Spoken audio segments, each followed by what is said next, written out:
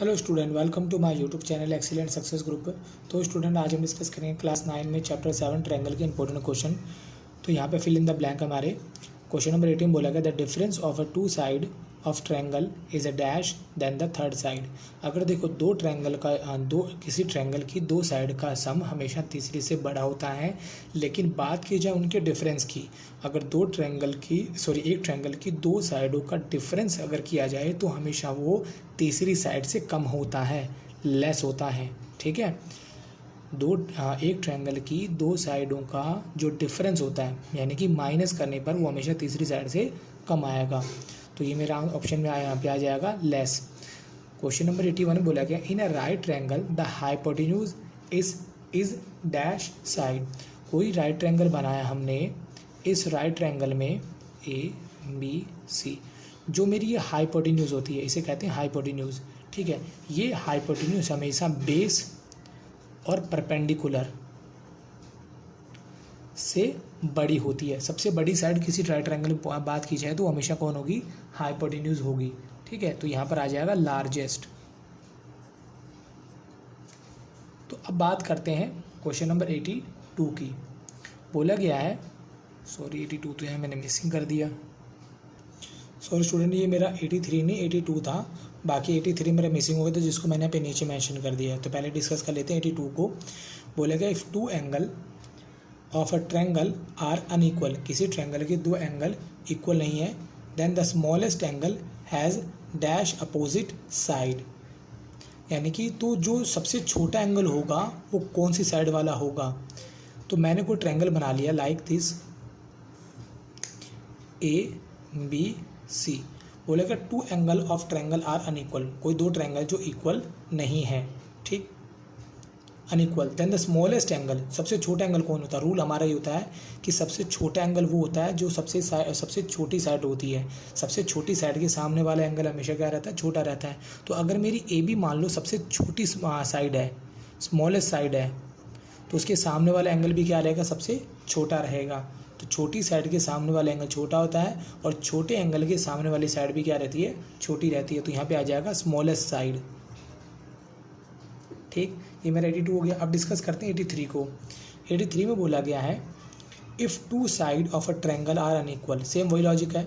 अगर किसी ट्रायंगल की दो साइड इक्वल नहीं है, then the larger side has, larger side कौन होगी? लार्जर साइड वही होगी, बड़े एंगल के सामने वाली साइड हमेशा क्या कौन रहती है? बड़ी रहती है। जैसे मान लो मेरे को ट्रायंगल है ABC, हमें किसकी बात पूछी है? Larger side. लार्जर साइड यहाँ पे कौन है? AC। और ये कब बनेगी? और इसमें लार्जर साइड के सामने वाला एंगल कौन रहता है? बड़ा रहता है। बड़े एंगल के सामने वाली साइड बड़ी होगी, बड़ी साइड के सामने वाला एंगल बड़ा होता है। तो यहाँ पर आ जाएगा ग्रेटेस्ट एंगल, यानी ग्रेटेस्ट एंगल की जो सामने वाली साइड रहेगी वो क्या रहेगी? हमेशा बड़ी रहेगी। ठीक है, तो ये मेरा क्वेश्चन नंबर हो गया 83। अब डिस्कस करते हैं 84। बोला गया इफ़ टू, ये थोड़ा इसमें लिखने में गलती हो गई, यहाँ था in a triangle if two side opposite equal angle are. अगर कोई ट्रायंगल है जिसमें दो साइड इक्वल है, मान लो ABC, अगर मेरी ये साइड इसके इक्वल है तो इनके जो अपोजिट एंगल होते हैं, यानी AC के सामने वाला एंगल कौन? Angle B। AB के सामने वाला कौन? Angle C। ये दोनों में से क्या होंगे? इक्वल। अगर साइड इक्वल है तो एंगल इक्वल होंगे, एंगल इक्वल है तो साइड इक्वल होंगी। ठीक, तो यहाँ पे आंसर आ जाएगा इक्वल। ये मेरा क्वेश्चन नंबर 84 यहाँ पे कंप्लीट होता है। अब डिस्कस करेंगे क्वेश्चन नंबर 85। 85 में बोला गया in a triangle greatest angle has the longest side opposite to it. जैसे कि मैंने अभी आपको पीछे बताया कि अगर कोई ट्रायंगल है जिसमें ये एंगल सबसे बड़ा है तो बड़े एंगल के सामने वाली साइड कौन होगी? बड़ी होगी। अगर ये साइड सबसे बड़ी है तो बड़ी साइड के सामने वाला एंगल कौन होगा? बड़ा होगा। यही बात हम बोलेगी है कि ग्रेटेस्ट एंगल यानी सबसे बड़े एंगल की जो सामने वाली साइड क्या रहती है? हमेशा बड़ी रहती है। क्या ये बात सही है? हाँ जी, ये बात बिल्कुल सही है। आंसर हो जाएगा ट्रू। ठीक, फिर अगला बोला है 86 में टू ट्रायंगल आर कॉन्ग्रुएंट। अगर दो ट्रायंगल कॉन्ग्रुएंट है, if three angle of one triangle are equal to the three angle of the other triangle. अगर कोई ट्रायंगल कॉन्ग्रुएंट होंगे, यहाँ पे था कॉन्ग्रुएंट होंगे, अगर उनके तीनों एंगल इक्वल हों, तो जैसे मैं आपको फिगर के थ्रू समझाता हूँ। ये मेरा कोई ट्रायंगल है, ये मेरा कोई दूसरा ट्रायंगल है ABC PQR। ये एंगल मेरा 60 डिग्री, ये मेरा एंगल 50 डिग्री, ये 70 डिग्री, ये भी 60 डिग्री है, 50 डिग्री है और ये 70 डिग्री है। देखो अगर एंगल दोनों के बिल्कुल सेम है, क्या हम इनको कॉन्ग्रुएंट कह सकते हैं? नहीं कह सकते। कॉन्ग्रुएंट का मतलब होता है कि दोनों के साइज़ भी बिल्कुल एक जैसा होना चाहिए। अब ये साइड छोटी है, ये बड़ी है, तो इनको कॉन्ग्रुएंट नहीं कहा जा सकता। हाँ, इनको सिमिलर कह सकते हैं कि दिखने में ये एक जैसे लगेंगे, बट ये कॉन्ग्रुएंट नहीं होंगे। जैसे कि मान लो हम नॉर्मली समुद्र के अंदर जो हवा जहाज़ चलते हैं, पानी के जहाज़ चलते हैं, उनका पहले छोटा रूप बनाया जाता है, वो उनका एक मॉडल होता है। वो मॉडल और जो एक्चुअल में जहाज़ होता है वो दिखने में एक जैसे लग सकते हैं, बट वो सिमिलर कहलाएंगे, यानी कि वो एक जैसे कहलाएंगे, उनको आप कॉन्ग्रुएंट नहीं कह सकते। ठीक है, कॉन्ग्रुएंट का मतलब उनका साइज़ एक जैसा नहीं है। तो यहाँ पर भी वही लॉजिक लागू होता है कि इनके एंगल तो इक्वल हैं, इनको हम एक जैसा कह सकते हैं, बट कॉन्ग्रुएंट नहीं कह सकते।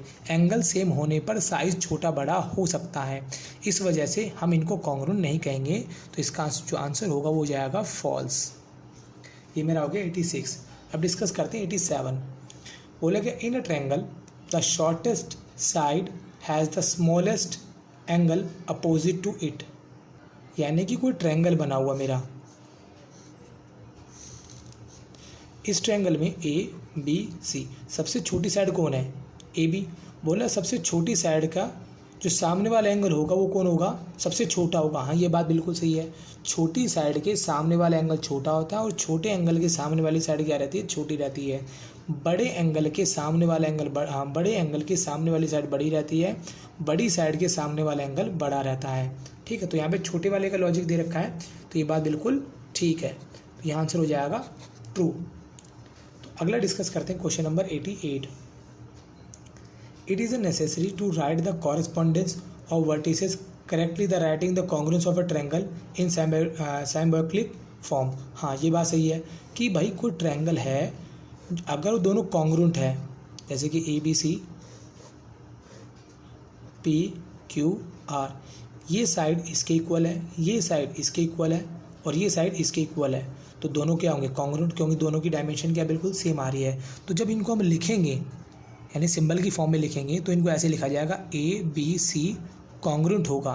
तो इन जैसे मैंने ए बी सी की फॉर्मेशन ली है, इनकी साइड जैसे इक्वल चली, पहले ये फिर ये इक्वल आई, तो हमें पी क्यू आर को भी उसी फॉर्मेशन में लेना होगा। पी क्यू आर, ये नहीं है कि हम इसको क्यू पी आर या आर क्यू पी या पी आर क्यू इस तरीके से लिख देंगे।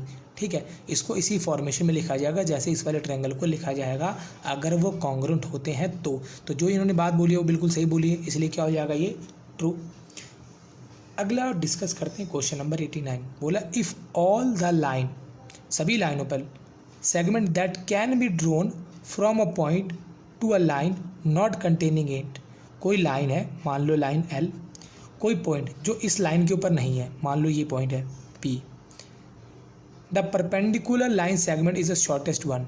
ठीक, इस पॉइंट से मैं इस लाइन पर जितनी भी लाइनें ड्रॉ करूँगा तो सबसे छोटी लाइन वो होगी जो इस पे परपेंडिकुलर बनाएंगे। जैसे ध्यान से देखो, मैंने लाइन ड्राइव करी ये वाली पी क्यू, मैंने लाइन ड्रॉ की ये पी आर, मैंने लाइन ड्रॉ की ये वाली पी एस, और एक लाइन ड्रॉ की ये वाली पी टी। तो जो मेरी पी टी है ये क्या? परपेंडिकुलर। अब ध्यान से अगर देखो, पी टी छोटी है पी एस से, पी आर से और पी क्यू से।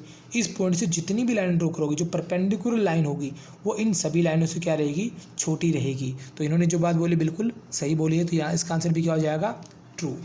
और इसी के साथ मेरा क्वेश्चन नंबर 89 यहाँ पे कंप्लीट होता है। उम्मीद करता हूँ स्टूडेंट आपको क्वेश्चन समझ में आ गए होंगे। अगर आपको वीडियो अच्छी लगी हो तो वीडियो को लाइक करें, शेयर करें, कमेंट करें और इस चैनल को जरूर सब्सक्राइब कर लें। ठीक है, मिलते अगले वीडियो में। Okay, bye bye, thank you.